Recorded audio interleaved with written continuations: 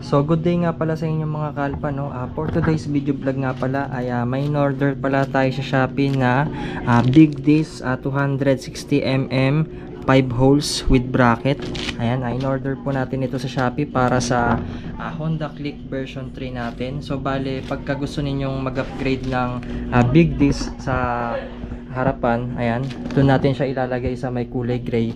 So ito po yung recommended ko sa inyo, no? Bale 680 pesos lang po siya.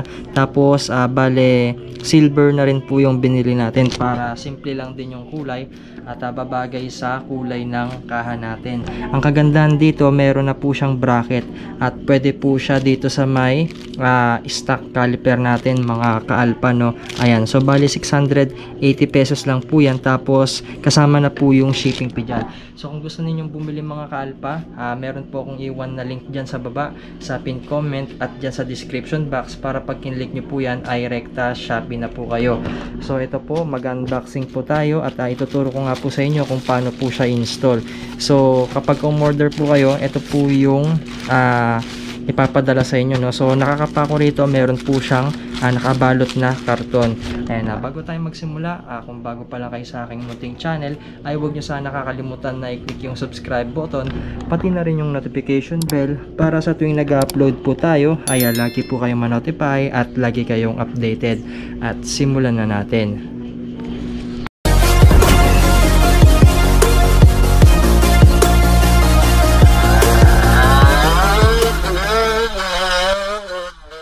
Dito nga mga kalpa, no, mag-unboxing na po tayo.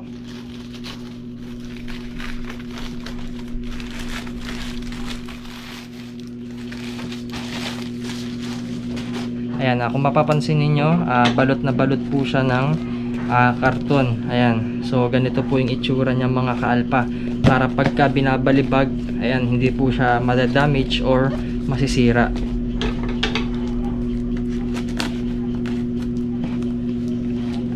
Ayan, buksan muna natin sa gilid para yung sa mga tape.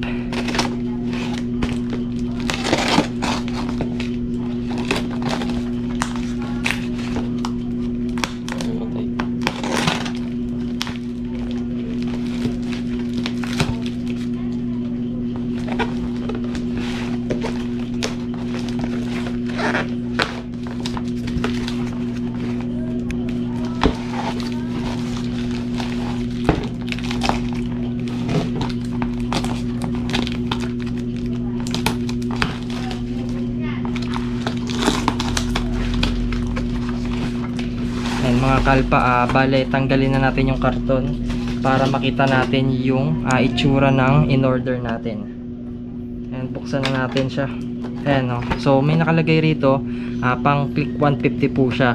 So yung mga version 3 po kasi na Honda Click, bale 5 holes na po kasi siya. Pag nagpalit po kayo ng mga aftermarket na RCB, bale 4 holes lang po siya. So bale meron din pong 4 holes na pang Honda Click 125 din mga kalpa, no? Pero ito Honda Click 150 po siya. Pero yung mga version 3, 5 holes na po kasi yung mga mags nya. Yung mga B2 po, 4 holes lang po yun. Ayun, buksan na natin.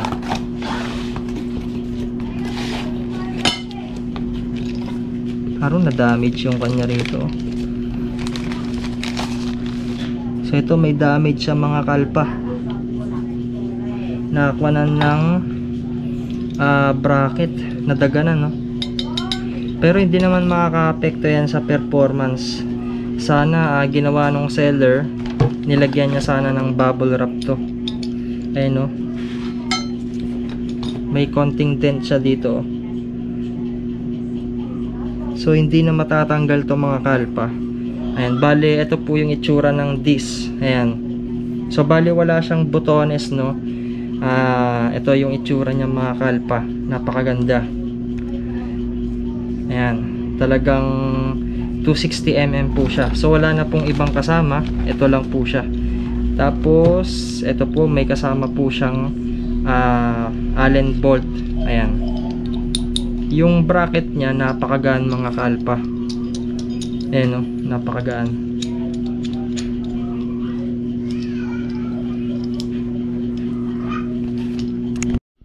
bali kung ano po yung makita ninyo sa Shopee, ayan. So ganito rin po yung darating. So suggest ko lang sa seller, sana binalutan niya na lang ng bubble wrap din itong bracket natin, no, para hindi po magkaroon ng mga dent dito sa disc natin. Ayan, sayang naman, no, ang ganda ng kon natin disc, tapos na damage lang siya dito. So nakabalot na kasi yan ng plastic.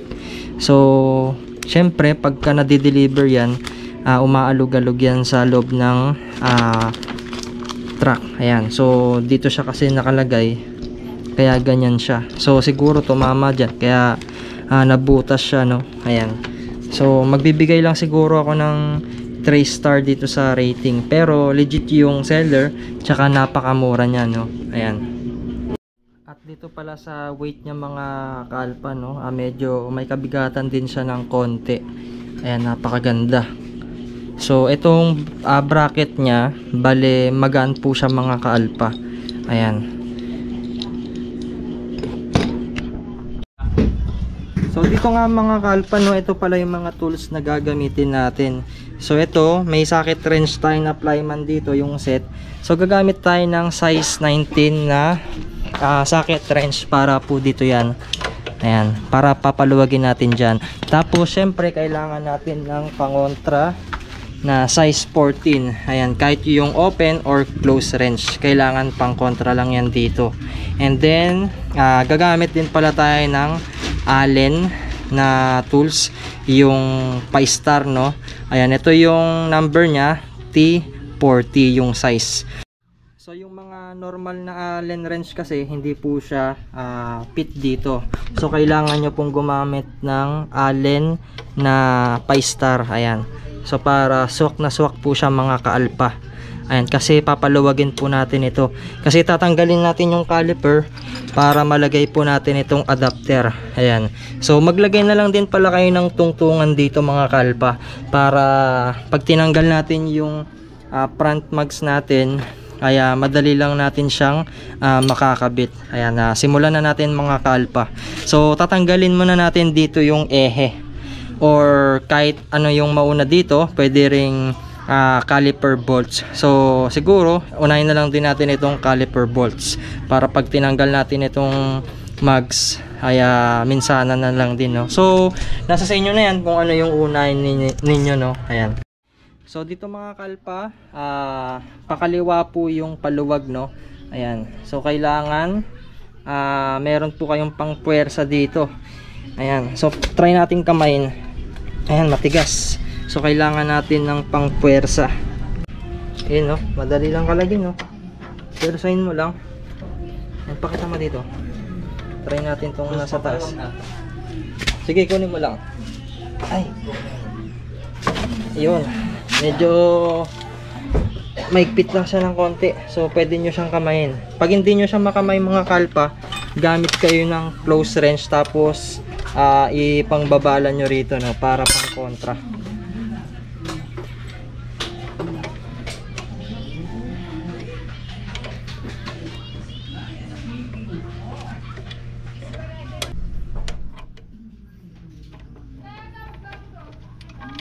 Ayan, natanggal na rin natin. Ayan, okay na siya. So kapag ka natanggal nyo na yung mga bolts, so balik nyo lang ulit. Ayan, para napaluwag lang natin siya. Tapos iganyan nyo lang siya, no, para hindi po tatama rito. Yan yung mga discarding ginagawa nila.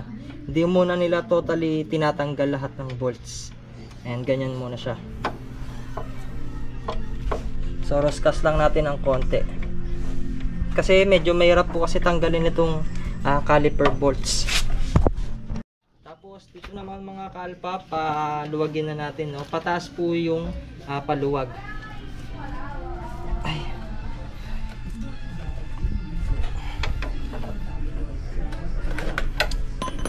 Tanggalin natin tong extension.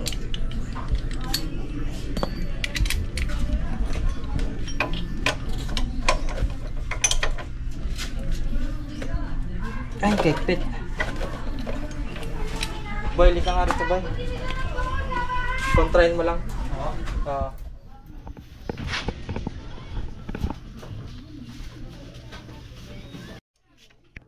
So yun, pagka di nyo kayang mag-isa, pwede po kayo magtawag, no, para kukontra dyan, kasi kailangan natin ng malakas na puwersa dito.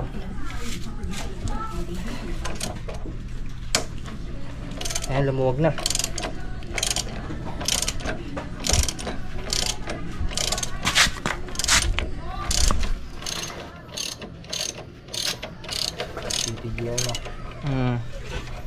Yan mga kalpa, lumuwag na. Tapos ayan, tusukin nyo lang siya hanggang sa matanggal. Pagka di nyo kaya mga kalpa, gamit lang din kayo ng Allen wrench. Tapos pupukpukin natin yung ehe para matanggal. Oops. Ayan, natanggal na siya.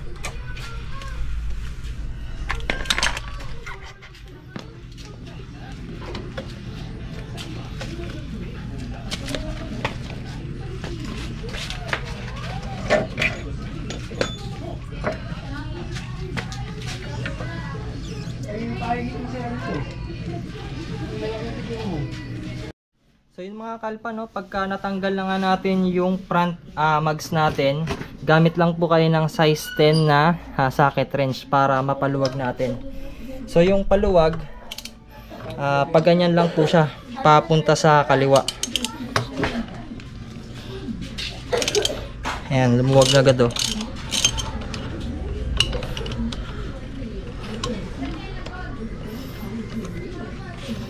Ayan, lumuwag agad mga kalpa.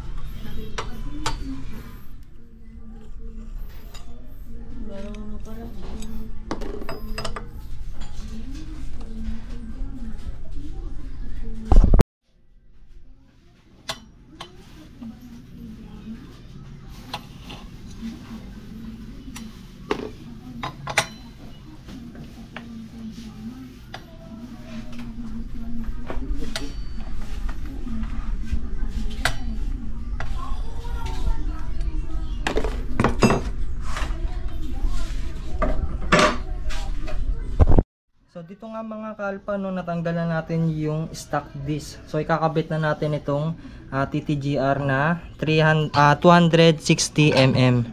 Ayan, so ilapat nyo lang siya sa butas dito. Tapos ilagay na natin yung mga pinagkakalag nating bolts.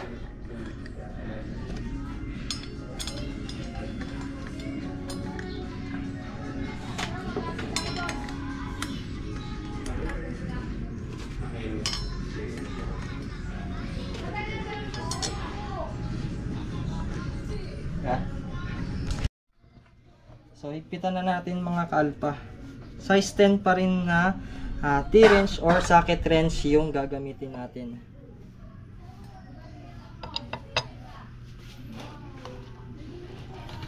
Ayan, ganyan. Tapos dito muna tayo.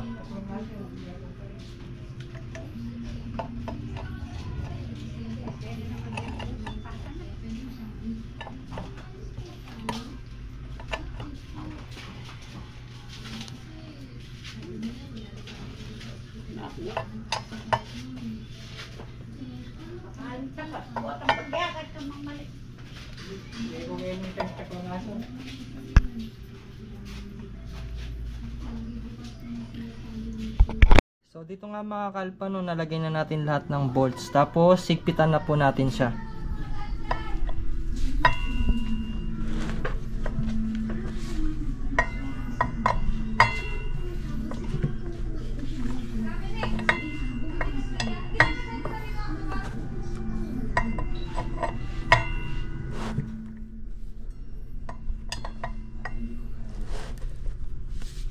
Ayan, ganyan na po yung magiging itsura niya mga kalpa pagka nakabit na natin sa stock mags natin. Ayan, napakaganda mga kalpa, oh. plug and play lang po siya dito. Tapos ang susunod nga niyan ay ikakabit na natin yung bracket dun sa stock caliper natin. So dito nga mga kalpa, no, 'di ba kanina binalik ulit natin yung Allen bolt. So tanggalin na ulit natin siya. Ayan. So 'di ba dito mga kalpa, meron po siyang extrang dalawang flat Allen bolt. So bale pag ganyan po siya mga kalpa. Ayan, pag ganyan. So ilalagay na natin yung bolt dito. Kasi ganyan yung magiging itsura niya eh. Ayan, nakapaloob siya dito. So bali ganito po yung tamang posisyon niya mga kaalpa, no. So eto, bigyan ko kayo ng pattern pagka ikakabit ninyo pag magdi-DIY kayo. 'Di ba nakababa po yung parang uka dito? Ayan, yung mahabang paoblong. So eto po, etong dalawang butas dito, 'di ba may kanto po siya diyan. Ayan, bali dito nyo po yan ilalagay. Nakapailalim siyang ganyan. Ayan mga kalpa. Tapos ang pagkabit po sa caliper, ayan ganito po siya. Ayan, nakataas po siya dyan. Hindi pwedeng nakaganyan, no? Hindi po siya ganyan. Dapat nakababa po itong caliper natin or nakatalikod. So dito mga kalpa, no, naigpitan na natin yung Allen bolt na star. So saktong-sakto lang siya dito sa may caliper bracket natin. Dito nga mga kalpa, no, may mali tayong ginawa. Ayan, dapat hindi muna pala natin hinigpitan itong Allen bolts natin. Ayan. So hindi nyo kasi makakabit yan. Haharang po yung caliper natin dito sa may mags natin. Magagasgasan lang siya pag ipipilit natin. Kasi nga nag big disc na po tayo. Yan po yung disadvantage kapag ka nagpalit kayo ng big disc. So mahirapan po kayong magkabit ng front wheel pagka inunan nyo po yung caliper natin. So ang paalala ko lang sa inyo, ayan, wag nyo pong unahin na higpitin yung caliper bolts natin. Hihuli nyo na lang po siya mga kalpa. So bali dito, okay lang yan para at least na-experience natin at nagkaroon din po kayo ng idea, no, pagka bibili po kayo ng ganito at pagka magdi-DIY po kayong magkakabit. So tatanggalin muna natin ito mga kalpa. Dito mga kalpa, bigyan ko lang din ulit kayo ng tip, no. Pagka kinabit nyo itong front mags natin, inuna nyo yan. So mahirapan din pala kayong magkabit ng caliper. Ayan, dapat pala isasabay nyo siya. Ayan, no, kahit na anong pasok natin, tumatama po yung caliper natin dito sa mags. So ang gagawin natin, kakalagin ulit natin siya, tapos ipapasok muna natin sa loob ito, tsaka natin siya ipapasok yung ehe. Ayan, para magkasabay po sila mga kaalpa. Medyo mahirap lang po yung pag-install nito. Dito mga kaalpa, ipasok nyo muna yung caliper ninyo, no, bago ninyo ilalagay yung mga bracket. Ayan, kailangan nakapasok muna siya. Tapos ilagay nyo na rin tong mags. Dapat naka-ready na rin yung ehe, tapos yung mga hub spacer. Tsaka natin ilalagay na yung caliper bracket. So, kung ano yung sinabi ko sa inyong pagkakalagay niya, yung tamang posisyon, ganun po yung pagkakalagay ninyo, no? So, magtawag muna kayo ng kasama ninyo para mag-aalalay dito, para hawakan niya muna tong caliper. Okay boy, hawakan mo muna boy. So, dito mga kalpa, lalagay muna natin yung caliper bracket, yung pang 260mm. Tapos, higpitan na rin natin yan mamaya.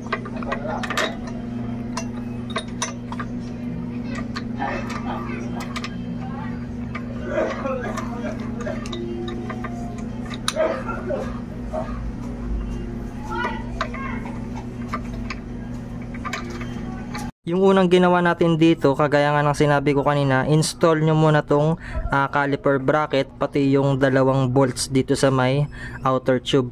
Tapos ang gagawin ninyo, ipapasok nyo muna itong caliper dito sa may disc. Kasi pag di nyo ginawa yan, tatama po siya dito sa may mags natin.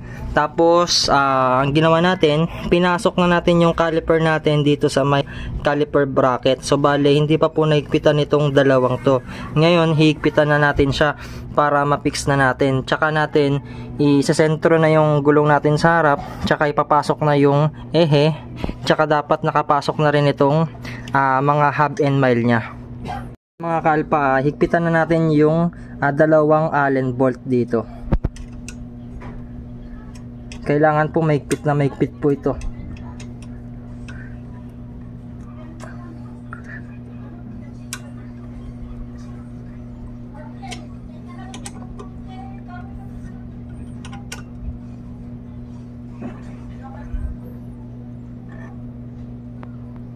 Ayan, mahigpit na siya. Tsaka natin ilalagay ngayon yung hub and mile, tsaka ipapasok na natin yung ehe. Ayan, kailangan may kasama rin kayo rito. Ayan.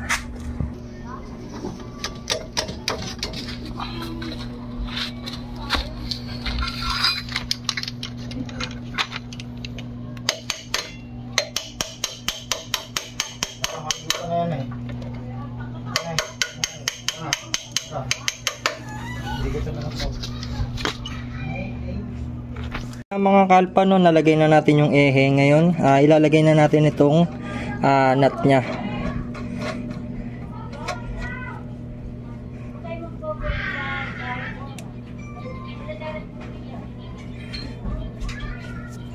Tapos tsaka natin siya higpitan.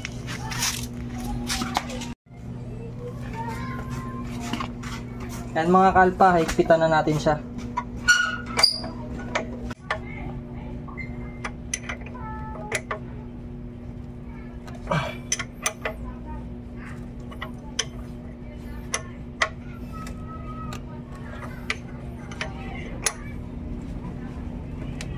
Ayan, higpit na.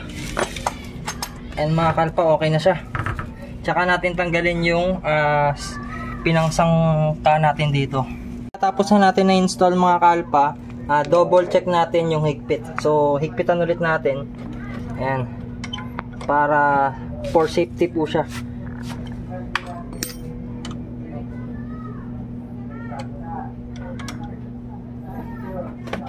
Ayan, okay na siya mga kalpa. Goods na, oh. Kalpa, okay na nga yung disc brake natin dito sa harap, no. So bale pinakuan ko muna yung pinsan ko para umangat muna dito sa harap, tapos paikot natin. Sige, ikot mo nga yung harap. Ayan, maganda na yung play nya, no. Ayan, yung naririnig ninyong nagagasgasan, okay lang yan, normal lang yan. Kasi bago pa yung disc plate natin mga kalpa. Ang importante po dyan, wala pong tumatama na bolts dito. Ayan, wag mo munang paikutin. Ayan, malayo po siya dito mga kalpa, oh. Ayan, talagang nakadesign tong caliper bracket natin na pang 260mm. So ayan, goods na siya mga kalpa. Bali budget meal lang po yan at 680 lang. So kung may voucher code po kayo, mas bababa pa yung presyo dyan mga kalpa. Ayan, bumagay siya dito sa Honda Click natin. Plug and play lang po siya. So yun mga kalpa, try din natin i-preno yung harap, no. Ayan, tutok mo na dito. Dyan sa may disc natin. Malakas ang preno. So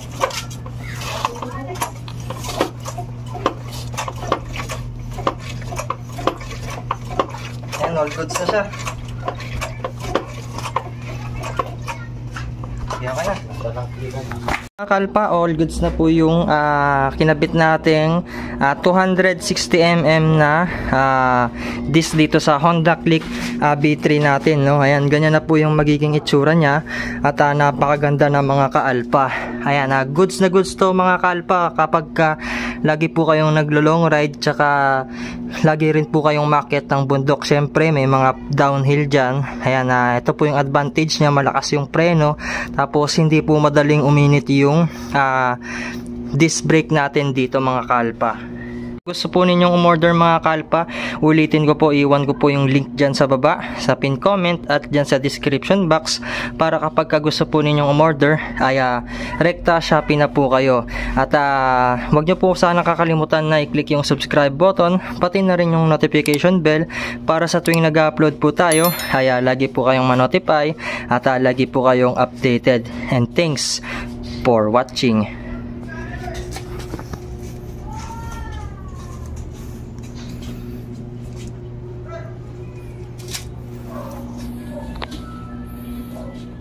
Now go